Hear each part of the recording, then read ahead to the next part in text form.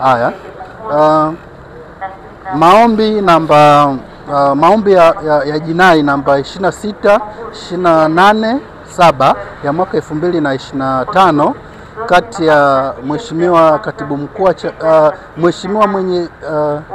Mheshimiwa Makamu Mwenyekiti wa Chadema John Wegesa Heche na Inspector General wa Polisi na wenzake leo yaliitwa mahakamani, nikiwa na maana Mahakama Kuu Masjala ndogo ya Dar es Salaam kwa ajili ya kusikilizwa.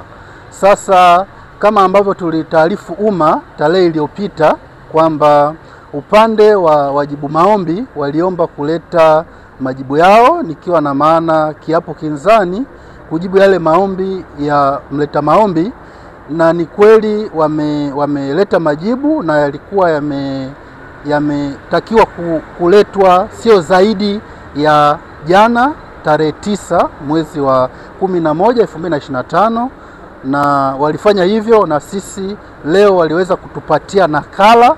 Lakini pamoja na mambo mengine kwenye hayo majibu au kiapo kinzani, wameweza kuleta pingamizi la awali la kisheria.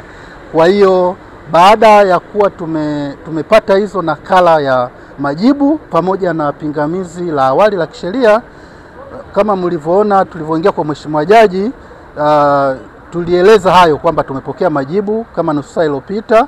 Sasa kutokana na mazingira yaliyokuwepo, pingamizi limeletwa muda mchache uliopita. Kwa upande wetu tukaona ni busara kwa faida ya mteja wetu tuweze kupata muda ili tujiandae tuje kufanya kile ambacho mteja wetu ametutuma kusikiliza, na mahakama sasa ipate nafasi ya kusikiliza pande zote na kutoa majibu ya pingamizi la awali pamoja na maombi kwa ujumla. Kwa hiyo Mheshimiwa Jaji amepanga tarehe 13 mwezi huu wa 11 2025 saa 4:30 asubuhi maombi yaje kwa ajili ya kusikilizwa kwa pamoja na pingamizi la awali la kisheria ambalo limeletwa na wajibu maombi.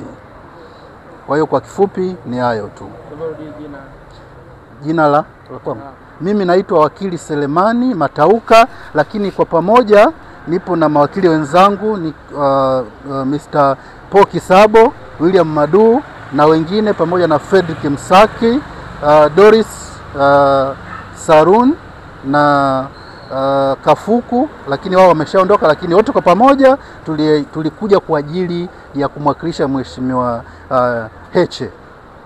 Amlifanikiwa kuonana Heche, labda ana hali gani kwa alipo, anasemaje kusema? Kwa ukweli kwa hizi siku mbili hatujaweza kufanikiwa, lakini kwa taarifa ambazo tunazo ni kwamba juzi na jana hali yake haikuwa mzuri na aliweza kufikishwa hospitali ya taifa ya Muhimbili kwa ajili ya matibabu zaidi. Kwa hiyo tukitoka hapa tutaweza kufuatilia zaidi ili kuona hali yake inaendeleaje, lakini kwa wakati wa siku mbili zilizopita hali yake haikuwa mzuri na alifikishwa Muhimbili kwa ajili ya matibabu na check-up zingine za kitabibu.